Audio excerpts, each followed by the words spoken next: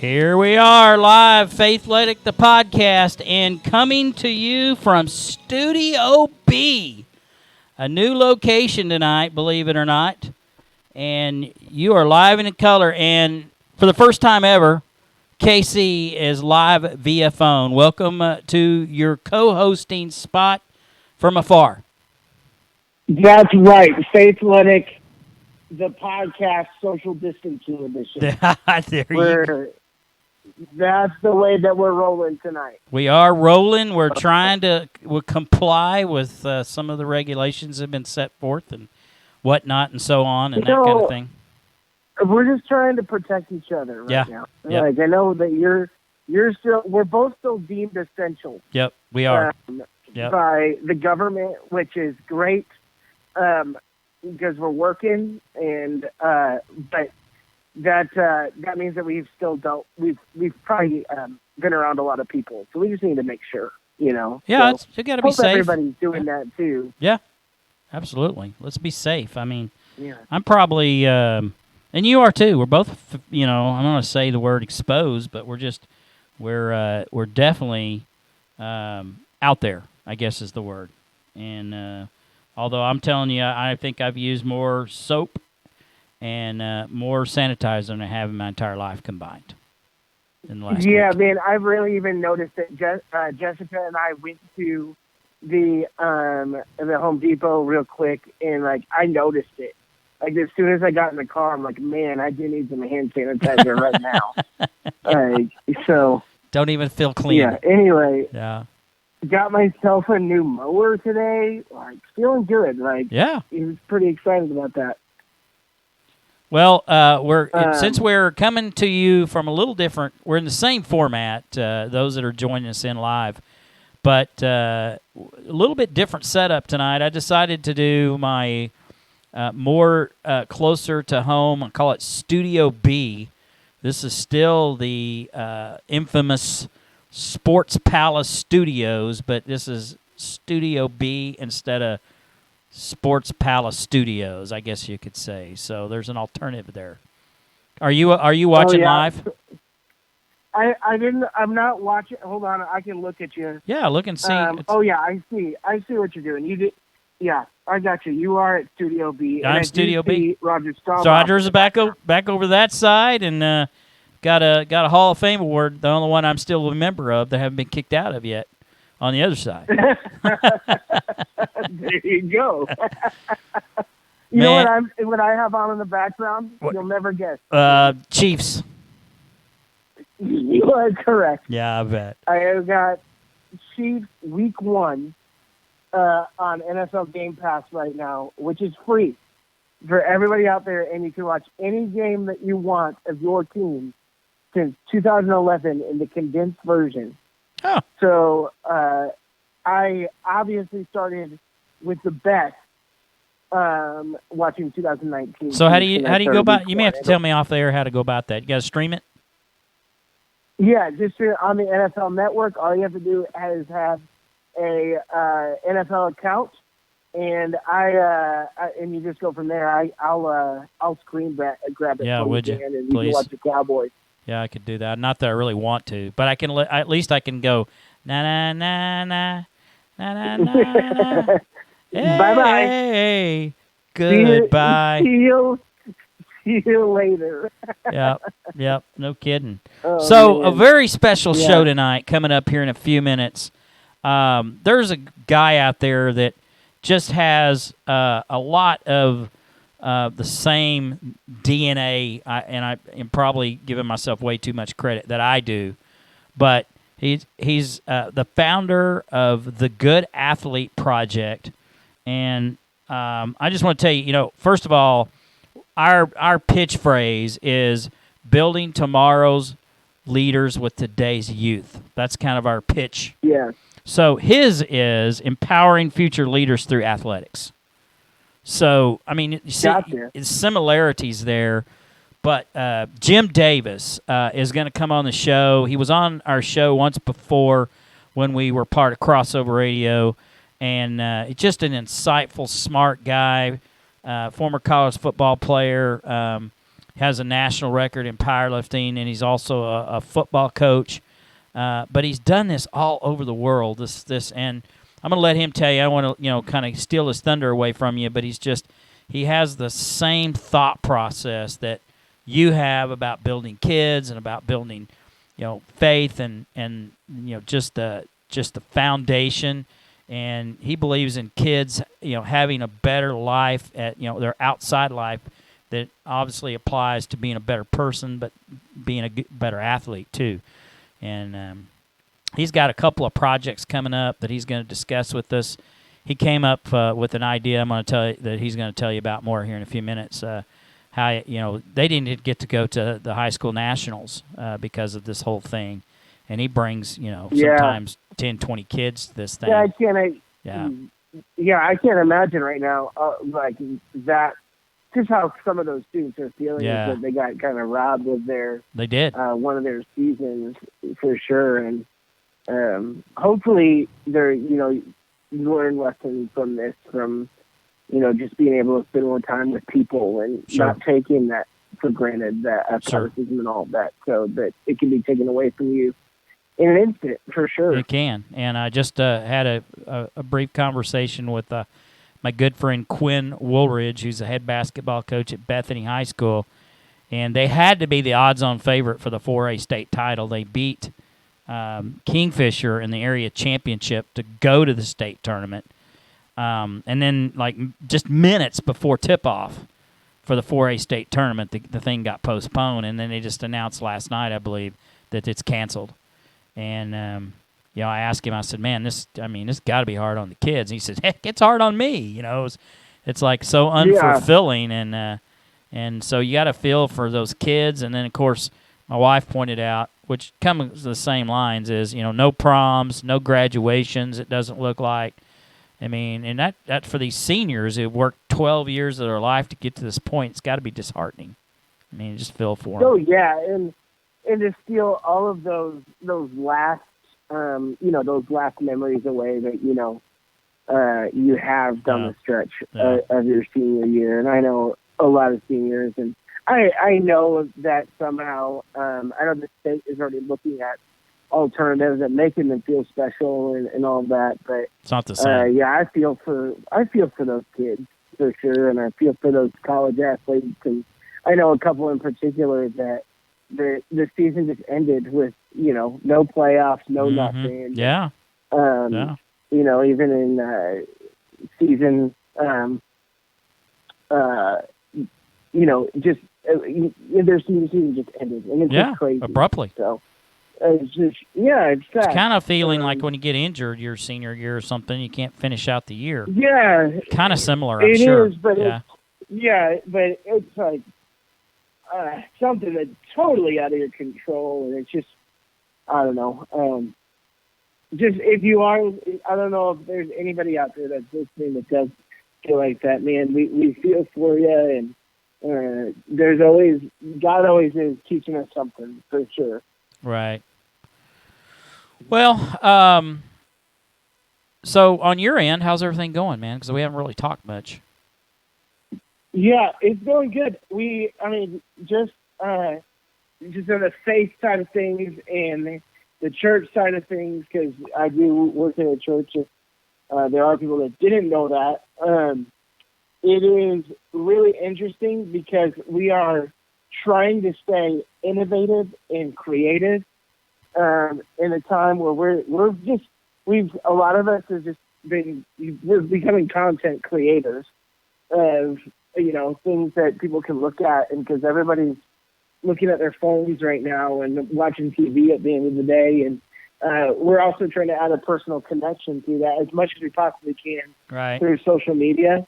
And it's a whole new world because we do have to think new quite a bit, and so I think everybody is feeling that weight right now. And I know even for you right now that's probably similar as well. Is that you have to. Everything that your muscle memory is thrown out the window right now, and you got to think differently for sure. It's been a little bit different, yes, and thankfully, in my industry, we're just me and Jim were just talking about that before off the air about being essential. He says, "Boy, I like the title of that." I says, "Well, it can be a good thing, and it might not be a good thing." So we're just, I'm thankful that I, can keep working where there's so many people right now aren't getting that opportunity. And just hopefully those people are surviving and having to deal with some of the things they're dealing with right now. So I just I'm thankful that I have opportunities and try to make the best of it. I do think that maybe in the past few days, or maybe it's just even me personally, is that you are seeing kind of a turn in people in general where it's like, this is kind of our new normal for right now. It is. And we're going to band together and work together. Just understand that this circumstance right now is temporary. And I think people are realizing that. I think there was a lot of doom and gloom in the past, 4 or 5 days prior to that, who ever thought that we were going to, ever get out of this mess. And you realize, even if it is, a couple months, it's still a couple months, and we can get through this together. And so you're seeing, like, all of these teachers that, don't get to see the rest of their kids this year. They're still reaching out. They're putting on parades in our neighborhoods in Oklahoma. Yeah, that was pretty cool today. You're seeing that true American spirit that we kind of missed or taken for granted for a while now. And it's going to be one of those things where we look back and, hopefully the kids around there, that they actually value this time as precious 10 years from now. Should be, yeah. And saying, man, like where we were as the older generation was in turmoil and all of that, but these kids remember going out on walks and playing games with family and, just having fun. And so I know this isn't a fun situation, but I do feel like the Lord calls us to turn our sorrows into dancing a little bit as much as we can. Yeah, I've been I've been out visiting with people, and for the most part, everybody seems to be in really good spirits. Now, I've heard some horror stories of people being disrespectful and greedy. I guess just some you could use a word of it, but. And I don't even know if I'd call the word greed. I'd just say, they're people trying to they're hoarding. And, of course, we've all read about the hoarding that's going on. And I think that's a bit unfair. Yeah, I got to go to the grocery store today, and, there was some of that stuff coming back. I still even, years from now, I'll never understand the toilet paper thing. That will never be something that I'll be able to fully ever comprehend why people were hoarding toilet paper. Yeah, it has been kind of crazy with that for sure. And I don't understand it, but I know why they're doing it, but I don't get what they're thinking. I know what the reasoning we've been given, but it's just, why do you think no one else can get any either? I don't know. It's just weird. It's just strange. For sure. Go ahead. Anything else you want to cover there? I just think I'm just going to get Jim hooked in here, and we can kind of get started about the Good Athlete Project. Are you good with that? Yeah, I'm great with that. Just so everybody's aware, I am home, and I have 2 dogs.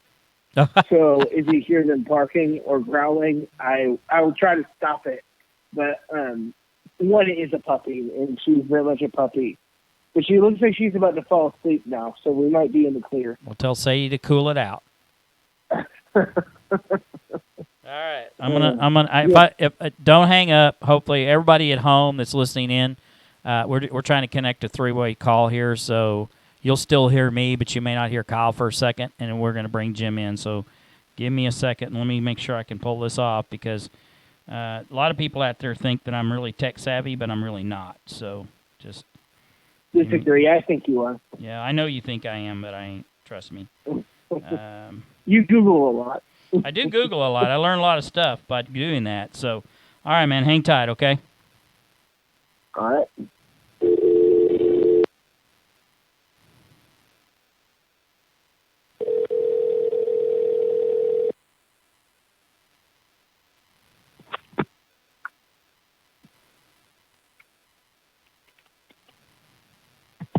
All right, everybody. At this time, I'd like to bring in from Chicago, Illinois, one of my good friends, and I don't want to steal any of his thunder, but he is actually a national powerlifting record holder. So that guy's a lot of credibility in my boat. But founder, president of the Good Athlete Project, Mr. Jim Davis. Jim, welcome to the show. What's going on, Dan? How are you, man? Man, I am great. It's good to hear your voice, and how are things? And by the way, also on the line with me is my co-host, Casey Villa. He lives in Oklahoma, but he comes to us in Oklahoma by the way of Chicago, Illinois. Oh, yeah. What's up, KC? Kyle, are you there? Not hearing you, brother. All right. Well, you and I will talk for a second. I'll try to get him back on the line. I don't know what happened to him. No. That's all good, man. He should be there, but we somehow lost him. Jim's just, when I was telling Kyle off the air, well, actually on the air, just a few minutes ago, that I'm probably giving myself too much credit, but you and I kind of have this DNA process about developing young people. And I was looking at your website earlier, and it talked about building leaders with athletics, and which I just love that catchphrase of yours. And also, ours is like building tomorrow's leaders with today's youth. So there's a lot of similarities there. But you've got a lot of projects going on. Before you do, kind of tell us about the Good Athlete Project. Sure. Well, you said we had plenty of time, right? So we got some time, brother. I'll give you the, knock yourself out. I love it. Well, I'm always resistant because I don't want to give an elevator pitch. If it's okay, I'd like to give the story of the real heart of this thing. So I think, I say this sometimes, I think I've been working on the Good Athlete Project my whole life. My life was changed significantly in an incredibly positive, though often challenging way through sports. I played 16 seasons of football at a variety of levels. I've powerlifted throughout that career and have continued powerlifting, and I've coached. And just, like I say, life-changing in kind of all the best ways. Sports gone well is sort of the story of my experience. And I'll get to the back, the opposite side of that in a second. But essentially, the way that the Good Athlete Project was built started through that experience. I grew up in the Chicagoland area, and when I was about 10, I moved to the north suburbs, went to a place called New Trier High School. And actually, once I graduated from college after a career playing football in college, at a fantastic place called Knox College. If anyone's interested in learning more about that, I highly recommend it. But after my career at Knox College, I went back to New Trier, and my first job ever was assistant football coach, just a volunteer assistant on the varsity football team. And things started to pick up there. I was still pursuing my own football career at that point. I was played a little arena football, and then went over to Europe for a few years, played 2 seasons in Ireland and a season in Spain. Wow. And powerlifted alongside that. Just had a blast the entire time. Ultimately, came back to New Trier as the school's first strength and conditioning coordinator. And it wasn't long after that, things started to build. I won't go too deep into my own bio, but essentially, I went to grad school just down the road from New Trier, Northwestern University, and then kept building at the school, kept building at New Trier. Ultimately, we took a strength and conditioning program that was 80 people to just over 1,000 people. Good grief. One of the largest high school programs in the nation, and that was a very exciting, fulfilling thing. We had a powerlifting team, branched off of that, and they started to compete and find a little bit of success. So all of this is just incredibly valuable and fun for me.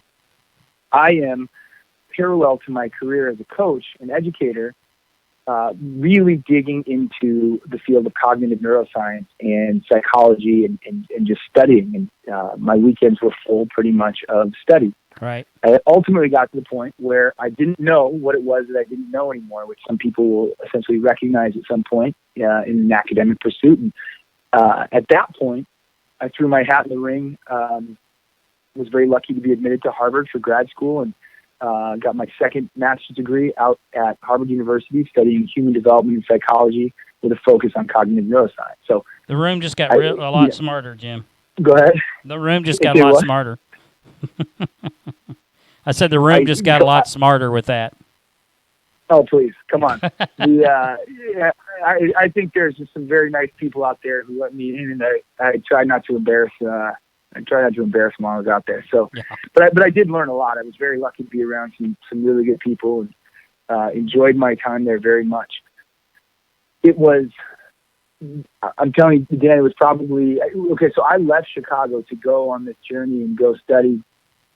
Not totally convinced that I'd end up back in Chicago. I was heading out to Boston. I thought maybe the next stage of my career is here.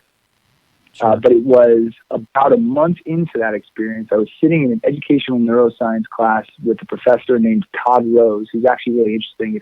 If you or any of the readers or listeners want to read or interesting a good book, he wrote a book called End of Average, which is pretty it's pretty interesting. Anyway, Todd Rose is the guy's name. I'm sitting in the back of this classroom. We're going over the attention and retention networks of the brain, and essentially, like what makes the brain, environmentally speaking, like in one's environment, what makes the brain perk up and pay attention, right. And then what makes it retain information. And this ultimately was the birth of the Good Athlete Project, because it was like what the guy was listing. It was almost like a bullet point list of everything that happened in athletics. It was goal-oriented behavior, compelling like group dynamics, powerful mentorship, something called exercise-induced neural enhancement, continuous and evolving novelty. It was just like, and I'm sitting in the back of this lecture hall out in Cambridge, like, does nobody see this? You know, it was like a light bulb moment. Like, holy cow, we might have the perfect learning environment might already exist. And, you know, it's millions of people strong, and it's called athletics. My immediate second light bulb, so to speak, was that although it is powerful, it is not always used well, and certainly not to its fullest extent. So that's when sort of the inner workings of the Good Athlete Project began, is if we're going to maximize the potential of athletics as education, what would have to be done? What does that look like? How do we course correct in certain areas? You know, it sort of evolved from there. So that's like, I guess, kind of the origin story. And where we're at now is we impact, we're working on a steady pace of about 1,600 people per year. That's about where our bandwidth is right now. We are, like I said, maximizing the potential of athletics as education. We're creating young leaders. The largest part of our work, actually, we work in two spheres, events and education. Mm-hmm.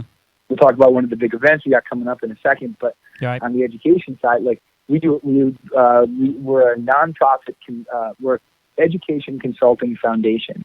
So we will partner with existing nonprofits and sort of really dig in and do the work of streamlining business processes, making sure that that essentially you have a tagline, does your behavior match your goal? We call it sort of practical mindfulness in business and in teaching. So we just help people evaluate processes and streamline for greatest impact, and it's been incredibly, incredibly rewarding. You know, one of the things that it makes me think, kind of a light bulb came on, I want you to tell a story here in a minute. You told us the last time you was on the show, and you may not remember it, but I'll kind of jog your memory. But we have a saying that, or I do actually, is that when you become tired and fatigued, you default to bad habits. And what we do through our program is we break those habits down and we recondition good habits. Mm-hmm. So when you become tired and fatigued, you default to good habits. And it's kind of like similarities to what do you default to when no one's looking? So, you know, and you told a story. I remember you, and of course, those that don't know what Jim does, he goes all over the world and talks to these athletes about how to have better health habits for the most part, correct? How to think differently. And that is a huge part of it is course correcting for healthy habits, yes. And I remember you had this one kid that was eating a whole bunch of sugar and chocolate before he went to bed. He couldn't sleep. Mm-hmm. You know, you might refresh and listen and tell the listeners that haven't heard that story a little bit. Oh, that's funny. Yeah, I do remember that. Yeah. So that looks. We have the reason that we that we try to develop partnerships and relationships with people instead of trying to sell them a product is because you can never really, there is no universal cure to anything. You know, there's no singular right way to play sports or to approach any stuff. The only way to be successful, and that's why we approach our work as consulting, is to really dig in and find out what moves people. We always ask questions. It's understanding motivation and access. Do people understand what they're doing? Why are they motivated to do it? And then do they have access to what it takes to accomplish task X, Y, or Z?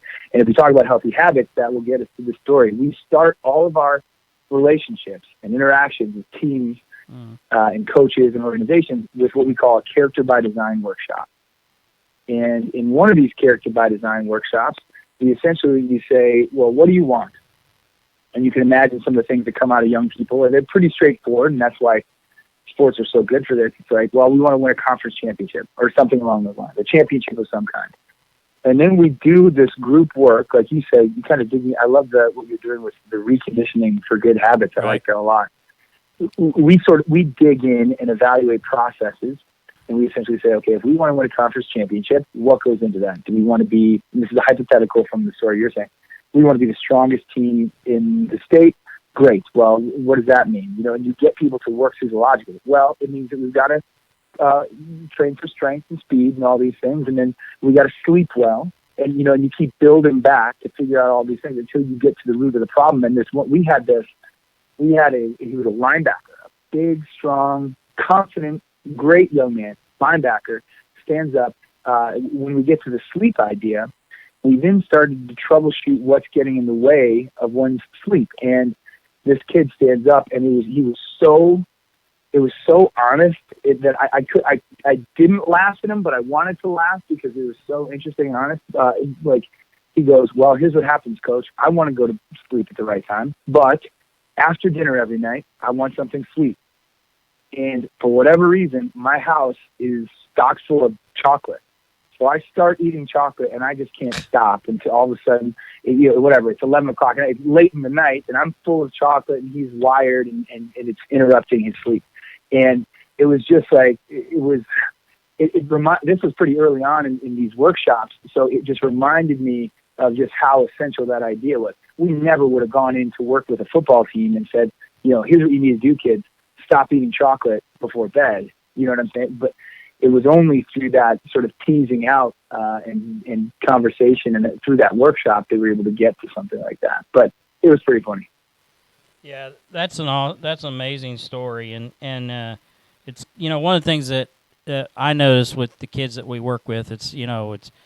We'll go a month or 6 weeks and trying to condition them to proper form and technique and how leverages work. And for 5 or 6 weeks, you'll see them get a little bit better, but you keep thinking, I just don't know if this guy's going to get it or this girl's going to get it. And then all of a sudden, it's like just a light bulb comes on, and through that conditioning process, it's like you could almost have them teach it. It's gotten so much better and so defined and refined, and it's amazing how those practices. And of course, I'm sure that your background from being mentored was that if you practice fundamentals and techniques that are proper, then when you're not as when you are tired and when you become broke down, you revert back to those fundamentals that kind of get you through it. Dan, there's no doubt. Can I share with you a metaphor? And feel free to use this because I think it really does align with the way that you teach and mentor people. I had a hard conversation with someone literally last night. It was a good one, but it was a hard one, and that's just something that we also make a habit of not shying away from that kind of stuff. If we believe that we're in this together, we'll engage with optimism, and we'll be willing to have hard conversations, knowing that we're going to get to a better place. So, but what we essentially got to at the back end of this conversation was a similar idea. It was, we're in a forest right now. Things are like ambiguous. We're not totally sure where we're going. And now that I'm saying it out loud, it might be kind of a metaphor for the sort of the state of things right now. Agreed. But we're in this forest, and what we've got to do is we're learning to walk the path. we're really looking around. We're being thoughtful about every step we take. We're remembering the process. We're remembering how we get from one end of the forest to the other. And it's going to be hard sometimes, but we've got to do this well. And the reason that we have to do this well now is because when night comes and it starts to rain, we don't want to be stuck. We don't want to be stuck here, right? You want to wear the path down. You want to sort of consider the path to slowly and deliberately and regularly as often as you can, so that when you say when you hit exhaustion or things get tired, and then I guess in this metaphor, when the storm comes, you want to be able to run down the path, right? That you sort of laid out for yourself. But I would say that it's so refreshing to hear you say that, because that maps on to the way that I think about it. Like, exactly.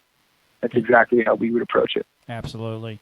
So and being in in coaching right now, and I don't know if you're the avenue you're in, but I have a good friend of mine. Actually, he's one of our founders of Team Black. Is a head basketball coach here in the state, and they actually beat the defending state champion and the number one ranked team in the team to qualify for the state tournament. And just minutes before tip-off, they canceled the thing. They postponed it, and then they announced yesterday they're canceling it. Oh, no. And so he's in his second year as a head coach at school. His son is a sophomore on the team. But he has like 3 or 4 seniors that, that was their last opportunity for a state title. And are you seeing that from some of your colleagues in Chicago about not being able to finish their season? Yeah, man. It is. This is a tough time for people. I wonder, obviously, I'll say this kind of at the front end. I agree with the scientists at the CDC. I mean, those people that's what they do. I'm going to go ahead and trust them. Yep. But, and I highly recommend that people stay safe and stay smart. And this is a moment in time, and we'll gain perspective as we move forward. But it doesn't change the logic of it. Doesn't change the fact that hundreds of thousands of kids, you have young people, high school, college, etc., are in a tough spot right now. Right. Their world was shaken, and you could say, well, there are those out there who would say, well, it's just a basketball game or whatever. Yeah. I don't think so. No. I think it's 17, 18. Yeah. That's about the most important thing, maybe just outside your family, or religion or whatever your deepest held beliefs are. Agreed. That's the next most important thing in the world to you, and all of a sudden it's gone. And it wasn't a slow fade. It was pretty abrupt for a lot of people, and yeah, we're hearing a lot of stories like that. We had one of the captains of the Arizona rugby team. He was one of the first adopters of this online powerlifting meet that we connected on just recently. He told me a story, and one of the reasons that he and his team were so eager to do something was they finished the regular season, pretty similar to the young man you're talking about. They finished the regular season, got off the bus, went off to their dorm rooms, thinking that their next time together is going to be practicing for an NCAA run. Yeah. They're into the playoffs. Sure. And the next thing they hear is even more extreme than a lot of the high school situations. The next thing they hear is, we're done. Yeah. All remote learning, go home. It's school, everything is shut down. And what they're saying is he's a senior co-captain. They didn't even get to say goodbye. Yeah. Boom. That was it. So. Yeah, that's. I mean, and I think of it. You and I probably think more outside the box, because you kind of said it just a second ago. It's just a ball game, but some of this stuff is so effective to the behavior of some of these kids trying to survive, and that lasting impression they have of competing with their teammates could change. And I know it is just one instance, but if you got a kid or young man or young woman, young girl that's on the edge of trying to make something out of their life, and they finish something successful, it could entirely change their dynamic. And to take that away, and I understand, just like you say it, I understand that we gotta apply the science and make sure that everybody stays safe, but we also got to be ready for what one of my bosses calls unattended consequences. And I'm concerned, and thankfully we've got people like you out there are always trying to, flip the page and let's move forward and let's not rely on what's happened to us yesterday. Let's try to move beyond that. And many other coaches and teachers and mentors and bosses who have that forward-thinking analogy. Sure. Yeah, no, I think you're exactly right. I think, well, I appreciate you saying that. I would be honored to be counted among them. But I think this point in time is, I think you're really seeing something from people right now. Mm-hmm. I think there is. I'm trying to think of where to go with this first. I guess I'll start with the encouraging thing, and it's that you can see that there are people, whether you're looking at social media or just in conversation and texts and calls with friends or whatever it might be, there are some people out there who really realize that if you are a coach, then this is your time. Right. Like, you're not a coach on the state championship stage necessarily. Of course, the people who get there have done a ton to get there, of course, but that's almost reaping the rewards of a process that has been taking place over a long, long time. At this point in time, if we just back up a step and look at it from a higher view, it's like, well, a lot of frustrated kids who've put in a ton of work, who are no longer connected to their peers, mm-hmm. who are isolated, who are sedentary, who are, this is a recipe for some not so good stuff. This is when we have to step up. Sure. This is exactly when we need to step up.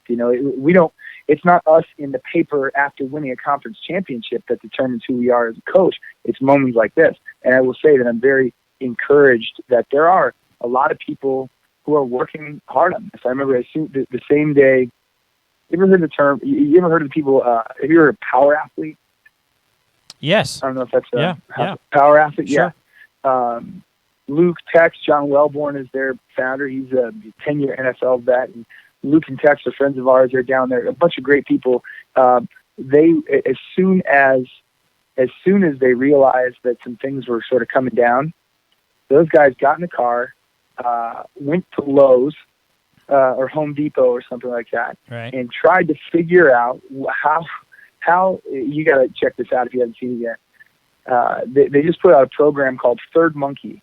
It's a free program, and to bring the whole idea together, they got in a car, went to Lowe's, and they're like, well, what can we do for $50? So they're looking at poured concrete, cinder block, like, what could we find for $50 that people will be able to essentially make sort of makeshift home gyms on a budget during this time, and then we're gonna give them some programming to help them get from point A to point B. So just as an example, a sample story, it's inspiring to see some of the people who recognize that, hey, right, you're needed now. Sure. Coach, and we certainly try to do our part in that as well.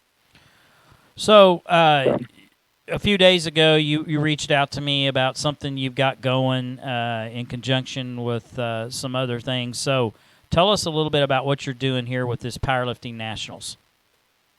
Yeah, so, well, what we decided was we had, my day job is at New Trier High School. I'm the staff and student wellness coordinator there now. I still coach the powerlifting team, and I'm very grateful for all of those opportunities. And New Trier is an amazing place full of amazing people, and I thought we had a really good team that was about to head down to Oklahoma City to compete again. For sure. And then, for obvious reasons, that's not going to happen. Yeah.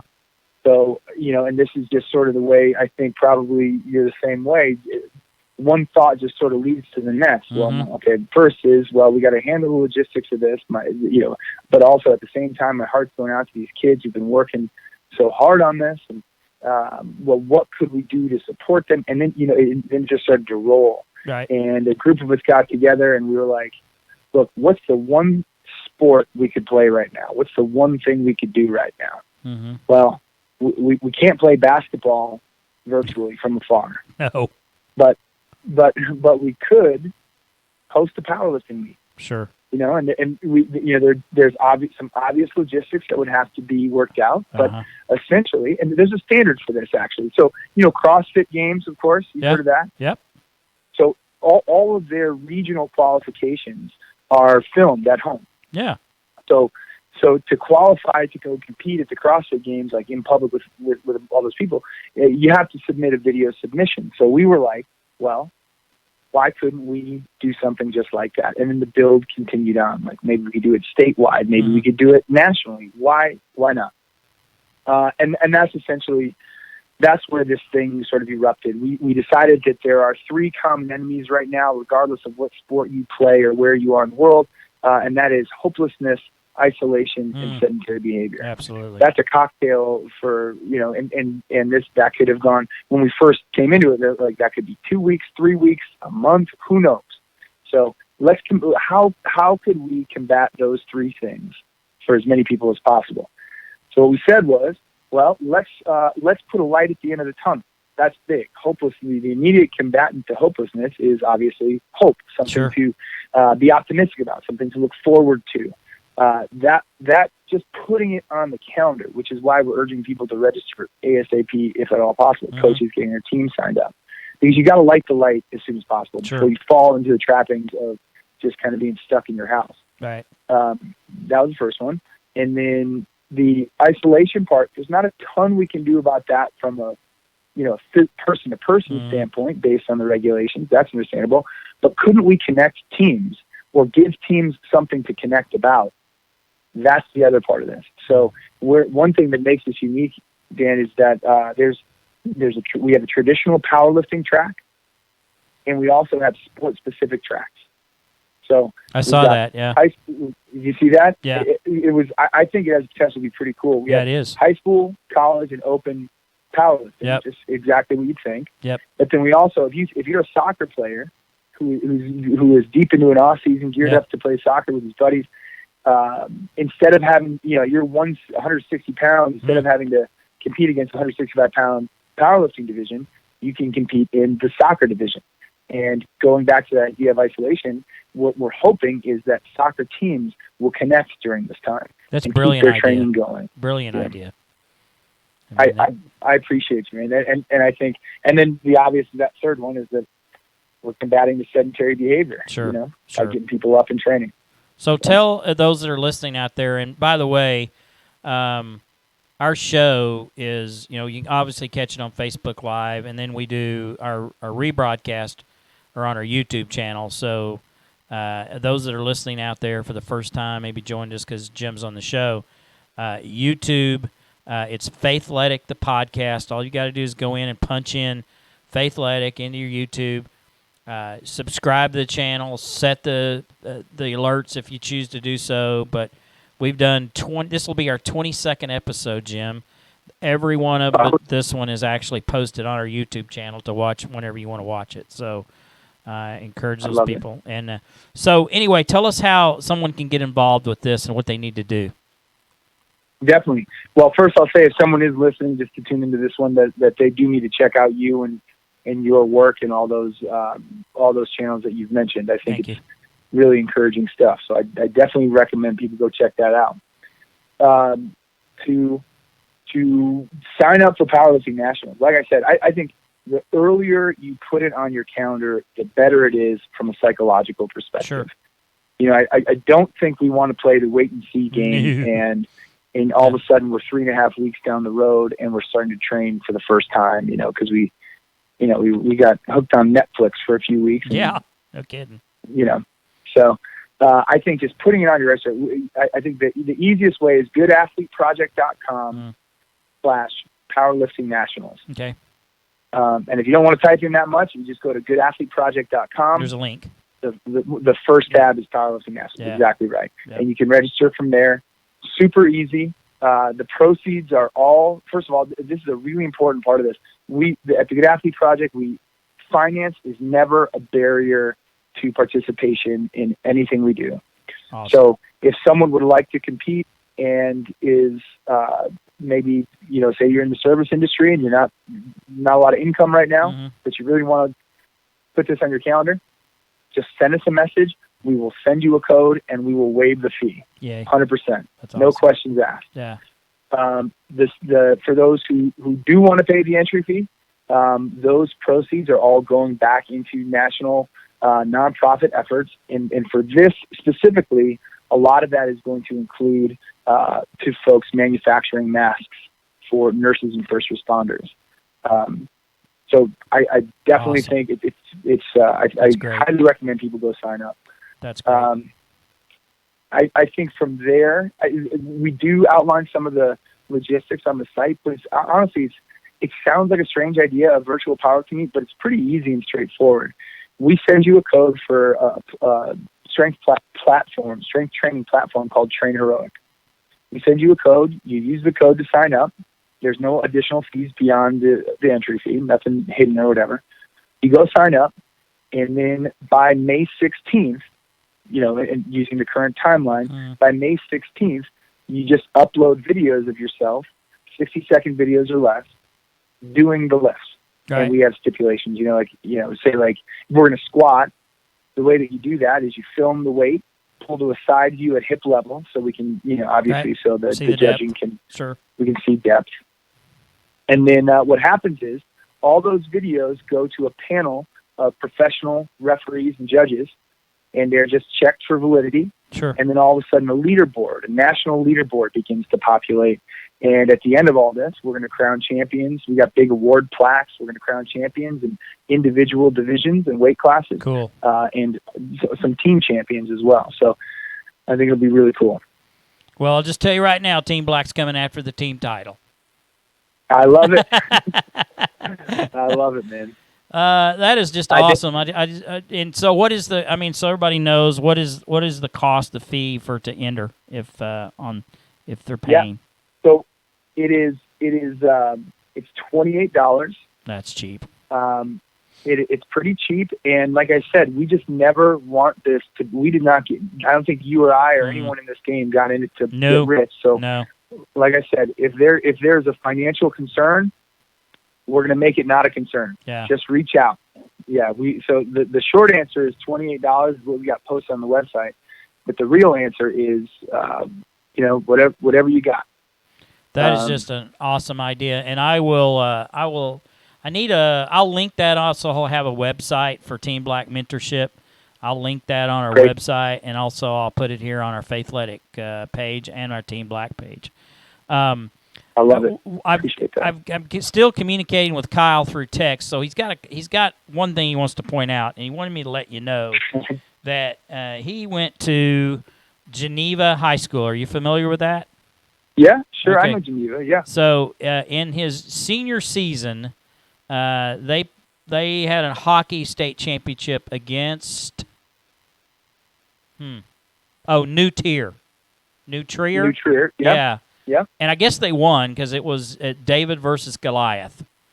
So 2007, according to what I'm reading his text here. So he wanted you to know that. All right. I got to check the source on that. That's what he's telling me. 2000 hockey state championships in a David versus Goliath match. We were David, and New Trier was the hockey giants. He doesn't say they won, though. Maybe just they played each other. They may have just squared off. Yeah. Well, I'll tell you, I don't know. Congrats to them, even just from making it. To the state championship. Yeah. That's awesome. Yeah, I can speak pretty proudly about New Trier hockey because I didn't play it, so it's not me bragging. But that is a dominant program for sure. Actually, a friend of mine, Bob Wilson, shout out to him. I'll make sure I send him this podcast because I'm mentioning him in it. Was a 4-time varsity player there and a 4-time state champion, That's a 2-time incredible. captain. He's a real deal. That would be David versus Goliath. But good for Geneva. Yeah, I like it. He is one of our youth pastors at our church, and he's a big White Sox fan. I kid him a lot because he has more favorite teams than you and I have fingers and toes on our body. But he likes the Cubs. Not the Cubs, the White Sox. He's a massive Kansas City Chiefs fan, so obviously winning the Super Bowl was a big thing. Sure. He said they definitely won. So Geneva won the state championship in 2007. So I'll let you. You know what I need? I can't wait to talk to him because what I am missing from my collection is a Geneva Hockey State Championship shirt from 2007. I got to wear that around school. That would be amazing. Well, I'll bet you if there's one out there, he's got it. So I have to figure something out. And then he's also, let's see what else. He's an Iowa Hawkeyes fan. He's a Nebraska Cornhusker fan. Like I say, he's got more favorite teams than I can count. But the big question he has is best pizza in Chicago. Oh, without a doubt, Lou Malnati's. Oh, he's got it too. That's his too. So you guys are. Is it? Yeah. Yep, it sure is. So he's definitely. You guys are definitely on the same page. You definitely get along. Right. I don't know why we tested the three-way call just a few minutes before you came on. It was working just fine, and then the minute we tried to connect both of you, his end went dead, and it still says I'm connected to him. So it's not a connection issue, but I think what I want to do. Jim, is maybe in a couple more weeks, if your schedule permits, we talk about this powerlifting nationals one more time, and because everything going on tonight we had a big thing here in Oklahoma. It's called Hope Will Arise, and a lot of people are distracted by that, and I don't quite have as many people listening tonight as you usually do, so I can monitor that. And so I'd kind of like to get you on again and talk about it when things have settled down a bit, if your schedule will permit it. And then I'm open to talking to you anytime. Okay, great. If we can record it for a podcast, or we can just chat about life. Yeah, we could do that too. Now, do you still have your podcast? We do. Yeah. In fact, why don't we get you guys on there sometime? That's fine. Just whatever you need, man. Well. As gracious as you are to come on here, we'll do anything you need us to do. So, just let me know. Hey, well, yeah, I'd love to. I want to share with our audience a little bit more about what you do. We've decided, and I think where we kind of have come to align is, of all the things, the Good Athlete, we're advocates of sports in general as learning platforms. But what I've found is that, partially my own experience, but also it's just the logic of this feels pretty sound, is that the 9 months of preparation leading into a season, that's where a lot of the lessons can be taught. Right. Absolutely. Strength training, prepping for a powerlifting meet, strength training in general. That is where, kind of to continue the metaphor we talked about before, that's where a lot of the walking the path happens. You know what I mean? You're not in the. Continue that. You're not in the storm of the season, right? You're not in the. It's the journey. The pressure of Friday Night Lights, right? It's the journey. Without a doubt. Yeah. So, and it's happening in the weight room for a lot of people. So. Cool. I'd love to get on and talk more about some of the stuff that you've been doing. So. Absolutely. Well, I'll tell you what. We'll talk down the line in a week or two. Try to set this up and make sure that we're, maybe our technical issues are worked out. And part of it is trying to connect two calls into my soundboards. Probably got some disconnect there. And if I have Kyle here in studio, then it makes it easier for us to do this. Sure. So, sure. Anything you want to say? Anytime, really. Oh, yeah, absolutely. Anything you want to add before we part company here? I guess there's not. Here's what I would say to everyone out there. I think everyone, athlete or not, I hope everyone sees a light at the end of this tunnel. Yes. We got to know that this will pass. It won't necessarily be easy, but it will come to an end. And I think what I've recognized and what I recommend to my staff in the call today, and what I continue to sort of share, is that right now is our opportunity to do the things that we would ask a student to do in the same situation. Sure. So do we want our kids to be resilient and adaptable and optimistic and all those things? I think we do. At least that's what we say we're coaching for oftentimes. Like I said, this is our time to put it all into action. So there is a light at the end of the tunnel. Yep. And I highly recommend people to stay connected with other people from a distance, of course, but stay connected, and they can certainly reach out to us if they need support in that. Man, that is awesome. Jim, I appreciate everything you do. The minute I met you, and we talked a few years ago at the National Powerlifting Championships, and I saw we were definitely heading in the same path. I've just been a huge fan of yours and a big support, and appreciate you coming on the show and sharing your passion. And let's talk in a couple more weeks. Very kind of you, Dan. I felt the same way. Still do, and I'd be happy to talk again. All right, man. You have a good night and stay safe out there, okay, brother? Will do. You do the same. Talk soon. All right, Jim. Thank you. Jim Davis, a Good Athlete Project out of Chicago, Illinois, on the line with us. And if you'll give me about 2 seconds, I'm going to get Kyle back on the line because I don't exactly know why we lost him, but I know once that other call's been disconnected, we should be good. So give me just a second here. And all right, Kyle, I'm calling you now, buddy. Am I live? That's weird. Yeah, you're live now. I don't understand.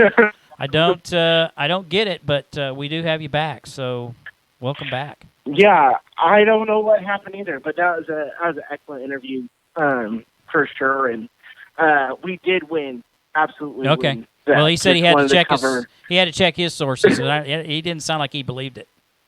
He didn't believe me. I get it. I understand it. It seems unbelievable. That's definitely a David and Goliath if that happened. So. Yeah, and he's definitely the smartest guy on that call for sure. Like Harvard. Yeah, smart dude. And that's the kind of person that obviously some people might not have the passion that I have and he has, but we're definitely, and you have obviously with trying to minister to youth, but we all have this same process that you want young lives to be better and to get out of their own way. And his is more applied, science applied to, living better lives and thinking better and having the conditioning process. I kind of think, that when I hear him talk, it makes me think of a lot of different coaches I've known through my life. And there's one I didn't know personally, but I think of the story of Jim Balvano, head basketball coach at North Carolina State, who pulled one of the greatest upsets in NCAA basketball history by beating the Phi Slamma Jamma. And when he first got to North Carolina State, every practice, after practice, they practice cutting down the net. Man. He did that. Visualizing. So you could actually see yourself winning a national championship. And that's always stuck with me. Visualize it, believe it's going to happen, have hope, and it's a lot of this is even what we're going through right now. Have hope, and with that hope, you can see a light at the end of the tunnel. And I think of what he's talking about. Me is more through. Well, we're all similar, but through practice and repetition, and his is through applying, treating your body better and thinking better and resting and eating the right foods and all those kind of things, and through conditioning, which is what we do as well and you do as well. So, pretty cool thought process. And this powerlifting national as he's thought of just intrigues me because we're not going to be able to compete in the end of April. We were going to take our team to the state championship in April, which we're not going to be able to do. It's been canceled. So it kind of up our wheelhouse. We're doing something similar to that. So Anyway, anything you want to add to that interview before we move forward? No, it was incredible, and it's just I loved every second of just listening to him talk because you could tell there was passion that he was going. I saw just the importance of just a holistic person as an athlete looking at their website tonight and what it means, and even seeing things like they just helped bump up ACT scores and everything. He's about the holistic version of that athlete in making athletes better, which is incredible. And you can tell that just from the way that he speaks. So can't wait to have him on the show again. Yeah, he'd be incredible. Yeah, well, hopefully in a few weeks, and this hopefully will die down somewhat. He'll have you in studio. It'll be a whole lot easier to connect the call, just like I'm connecting with you right now. That was kind of weird. I don't know. I did figure out how to do a group FaceTime though, so maybe we can do a little tutorial and we can get that going if we need to go pro longer. So anyway. All right. So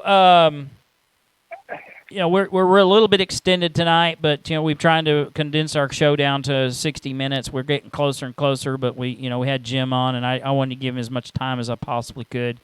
But you today posted just an awesome message And I'd like for our viewers or our followers who are listening or watching on us on Facebook Live. And by the way, before I go into that, I just made mention earlier, all our episodes, you can actually scroll down to our Facebook page on Faithletic, or you can go to our YouTube channel and watch all of our episodes. This will be our 22nd episode, Kyle, and I have about half of them down to MP3 format, so you can post them on where we're going to post for future, for Applecast or whatever it is we're doing, whatever you're doing. So here's where my lack of technology. Our Emmett Smith episode. Yeah. Next week's our Michael Jordan episode. Do what now? I said this is your Emmett Smith number 22. Oh yeah, there you go. He's 20. Yeah, next week's Michael Jordan. Yeah, I wasn't even thinking that. Like, huh? What? No, that's how my brain works. Well, your brain's fine, man. I'm with you. I just sometimes don't. It takes me a minute to catch on to what you're saying. But anyway, so you posted an awesome message today, and I'd like you to use that as our devotion tonight. So go ahead, take the lead. Yeah. So my thought it was just giving that message to students is that anytime that I debate about what message to give, that the Lord always just kindly, gently reminds me, hey, Kyle, just speak from your heart. Right. And right now, in this time, if I'm being honest, like right now, I think I've turned to more of a positive outlook on things. Of course, realizing the tragedy that is happening, that there will be a lot of loss of life throughout this. Yes. But also knowing, weirdly, this is a part of God's plan, and we're going to get through this, and we're going to see good come from people, like I mentioned earlier in the show. So all of that put together, I was humbly reminded of this Psalm 46. Mm-hmm. And there's a song that goes along with it by Shane and Shane. Yes. Called Lord of Hosts, Psalm 46. And awesome. So it's literally just out of that, and it's a song that has become an anthem for our students for whatever reason over the past couple of years, just because it is a great song. Yes. But and our youth worship leader, Dustin, he crushes that song. And first time I heard him sing that, I was like, wow. To our students and to me, and I was like, you know what, I just need to look at Psalm 46. And so when I did, it was awesome, and I'm just going to read through it and talk through it a little bit. And at the very beginning, it says, God is our refuge and our strength, a very present help in the time of trouble. Therefore we will not fear, though the earth gives way, though the mountains may be moved into the heart of the sea, though its waters roar and foam, though the mountains tremble at its swelling. And right there you see, like, in this verse alone, and a lot of this time in that specific area, the Middle East and all that, there's a lot of earthquakes that are happening over there. So they have this very real fear, specifically of earthquakes and seeing the mountains tremble. And so when you hear that, like, there's obvious fear. And when he's talking about this, about mountains being moved into the sea, like our earth literally, kind of crumbling around us, you kind of can feel that way right now. And so I think it speaks so well, but it says at the beginning that God is our refuge. So everything that is said in this whole thing is predicated on the fact that God is our refuge and our strength. And he is present in this time of trouble. And I think we're seeing that. Like, even seeing tonight as our state is putting on a worship service. That was cool. I thought that was incredible. It was. Just that very simple fact, like this time has laid groundwork for God to move, and he is present. And it goes on to say this: there is a river whose streams make glad the city of God, the holy habitation of the Most High. God is in the midst of her; she shall not be moved. God will help her when morning dawns. The nations rage, the kingdoms totter. He utters his voice; the earths melt. The God, the Lord of hosts, is with us. The God of Jacob is our fortress. And a couple things there, like, for me, as I've I've kind of grown fascinated with all of this, this whole pandemic thing. Like, I do like to learn information, and I like to see what people are saying. And of course, but as we observe that, you're seeing a lot of people that are arguing back and forth about how we should be, taking care of the economy, that we should be taking care of people, we should be doing this, we should be doing that. It's not that big a deal. Like, there's so many voices, and it feels like, there's a lot of just our nation at like that rage point where it just kind of feels like there's a lot of anger amongst kind of the leadership of our country. And so I can't help but think of that verse right there, that the nations are raging, but still the Lord of hosts is with us. Absolutely. The God of Jacob is our fortress. And when we see that word, Lord of hosts, the word Lord of hosts, or that specific name, Hebrew name, is used 261 times in the Old Testament, which is specifically talking about the God of angel armies. Yeah. And that God is so powerful and almighty. It's that word, the God Almighty part.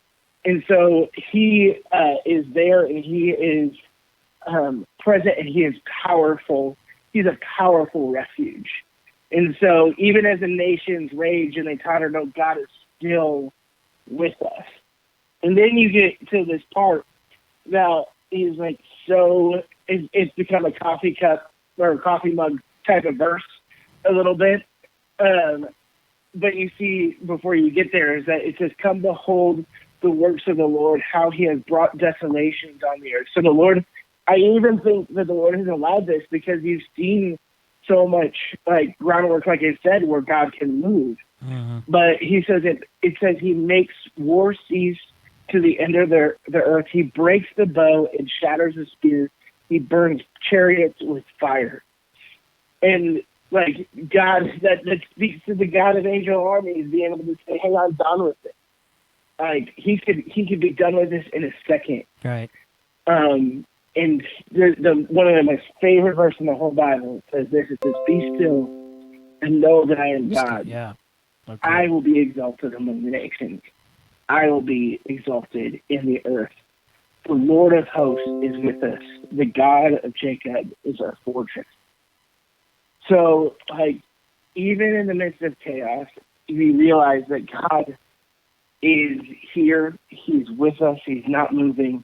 And so that's why I feel like my disposition has changed since going back and revisiting this verse, because I realized I can be still because he is God and he is here. So that's my encouragement to everybody. Amen. As well. Just hey, God's here. He's going to take care of us. And but I also think that this is the most most opportune time for those that don't know the Lord, to follow him. To go back to the gospel that Jesus, he came and lived a perfect life and ultimately died on the cross for each one of us. And I think going back to the beginning and all of this, going back to the simple gospel where we could be confused and be worried and all of that, but realizing that God is in control is the most important thing. I thought it was pretty cool that I stepped out in my car. I won't say that I left the house, but I did get in my car and turn my radio on, and I was encouraged that several of the radio stations was carrying that broadcast tonight. So I thought that was pretty cool. And I just lost Kyle again, so I'm going to try this one more time because it seems like he and I can't stay on the same page for some reason. So we're going to try this one more time to get him back on before we close out the show. And I lost you. I don't know what happened. Sorry, everybody. You just hang up on me? I was talking and... That might have been my fat fingers. I don't know. I didn't hang up on you, Kyle. You didn't have to hang up on me. I'm just messing with you. But did you hear that? No, but it was pretty incredible that was broadcast on every network too. Yeah. As well. Yeah. And it was on the radio. All the network TV. Yeah. Incredible. And a lot of the radio stations that I was listening to, and I thought, well, I had it on one. I thought, well, that's pretty cool. I wonder how many others. And there was probably 3 or 4 the different stations that I had programmed had it on. So I thought that was really cool. And thankfully we live in a part of the country that is very faithful and believes in the power of prayer and God's will. So that was pretty awesome stuff. I would like to know how many that's not allowed, and I know there's some that are allowed to do that, but man, that actually came up with this in the course of 3 or 4 days to make it happen. So praise the Lord that happened. Absolutely. I think this is a great time for everybody. I know I'm a pastor, but just even for me, just to open the Bible, to really start the day that way, I think is key, because these days aren't easy. As even as a person that's trying to stay positive right now, these days still aren't easy. That's for sure. It's tough, and especially those that are in quarantine and isolated. I mean, it's got to be really hard. And I've been blessed, or I look at it as blessed. I can get out every day, but at the same time, it's kind of dangerous. But I've got to, because somebody said to me, "Gosh, you have to be worried." And I said, "God's my protector," and just have to believe that. Just like I've had, I've been subject to a robbery once in my life, and had a gun held to my head, and somebody said, "How'd you get through?" I said, "God's my protector." So and I have a whole thing I can at some point in time I would love to do.